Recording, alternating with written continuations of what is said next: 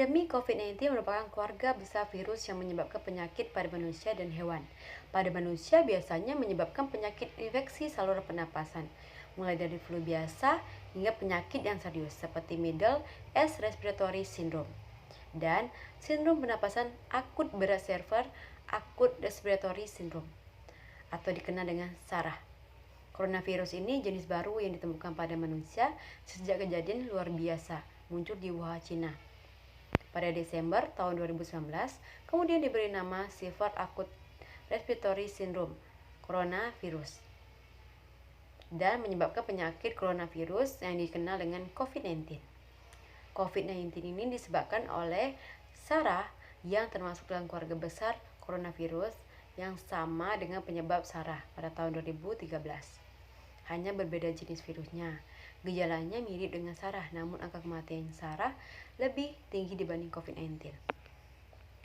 Walaupun jumlah kasus COVID-19 jauh lebih banyak dibanding SARA, COVID-19 juga memiliki penyebab yang lebih luas dan cepat keberadaannya negara dibanding SARA. Dalam Kementerian Kesehatan RI tahun 2020. Dampak positif dengan adanya COVID-19 dalam kehidupan sosial yaitu hubungan keluarga semakin dekat. Hal ini dapat dijadikan ajang mempererat hubungan keluarga yang dulu dipisah oleh jarak, aktivitas dan kegiatan lainnya, yang membuat semua anggota keluarga sibuk dengan urusan di luar rumah. Namun sekarang, dengan adanya wabah ini, pemerintah menggalakkan aturan social distancing. Seluruh keluarga diharuskan tinggal di rumah masing-masing dan dilarang aktivitas di luar rumah. Dampak negatif dari adanya COVID-19 ini dalam kehidupan sosial yaitu sulit untuk berinteraksi secara langsung dengan orang lain. Sejak digalaknya aturan social distancing oleh pemerintah, banyak orang yang susah bahkan tidak berinteraksi secara langsung dengan sesamanya. Menurut Mulyanto Sumardi tahun 2002, keadaan sosial ekonomi adalah suatu kedudukan yang secara rasional dan menetapkan seseorang pada posisi tertentu dalam masyarakat. Pemberian posisi itu disertai pula dengan seperangkat hak dan kewajiban yang harus dimainkan oleh si pembawa status. Menurutnya, pula ada ciri-ciri keadaan sosial ekonomi yaitu sebagai berikut. A. Lebih berpendidikan. B. Mempunyai status sosial yang ditandai dengan tingkat kehidupan, kesehatan, pekerjaan, dan pengenalan diri terhadap lingkungan. C. Mempunyai tingkat mobilitas ke atas lebih besar. Aspek sosial ekonomi desa dan peluang kerja berkaitan erat dengan masalah kesejahteraan masyarakat desa. Kecukupan pangan dan keperluan ekonomi bagi masyarakat baru terjangkau bila berpendapat rumah tangga cukup untuk menutupi keperluan rumah tangga dan pengembangan usaha-usahanya. Berdasarkan pendapat para ahli tersebut dapat kita simpulkan bahwa kondisi sosial ekonomi merupakan posisi individu dan kelompok yang berkenaan dengan ukuran rata-rata yang berlaku umum tentang pendidikan, pemilikan barang-barang, dan partisipasi dalam aktivitas kelompok dari komunitasnya. Sedangkan kondisi sosial ekonomi kaitannya dengan status sosial ekonomi itu sendiri dengan kebiasaan hidup sehari-hari individu atau kelompok. Suatu kedudukan yang diatur secara rasional yang menetapkan seseorang pada posisinya masing-masing dalam bersosial masyarakat.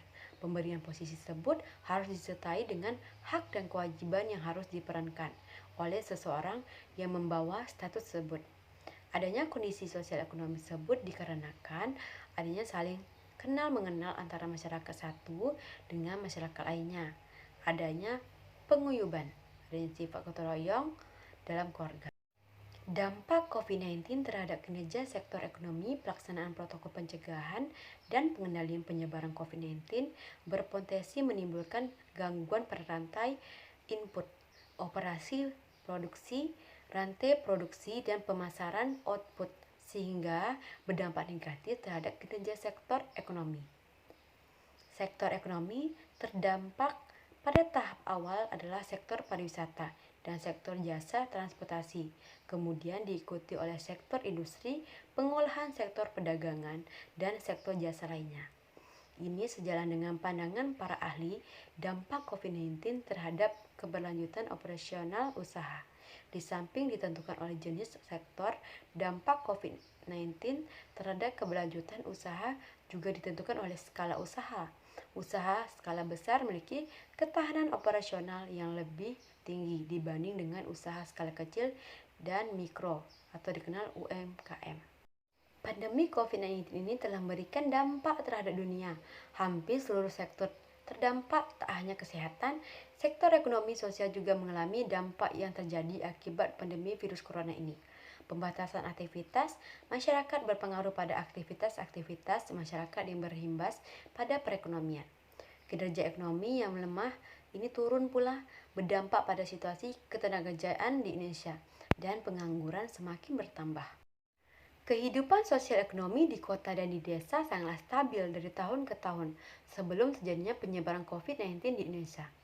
Semenjak terjadinya penyebaran COVID ini, kehidupan sosial ekonomi di kota dan desa mulai menurun seiring diterapkannya pembatasan sosial berskala besar atau dikenal dengan PSBB. Selain itu, dampak ini juga merabat pada pendidikan dan akibatnya sekolah diliburkan. Sekolah diliburkan dalam kurun waktu yang lama, berdampak pada kehidupan sosial anak sekolah. Dengan adanya penyebaran wabah COVID-19 ini hingga ke wilayah Indonesia, langkah-langkah telah dilakukan oleh pemerintah untuk dapat menyelesaikan kasus luar biasa ini. Salah satunya adalah dengan mensosialisasikan gerakan social distancing. Konsep ini menjelaskan untuk dapat mengurangi bahkan memutuskan mata rantai infeksi COVID-19.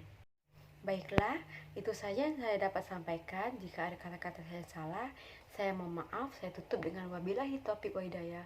Wassalamualaikum warahmatullahi wabarakatuh.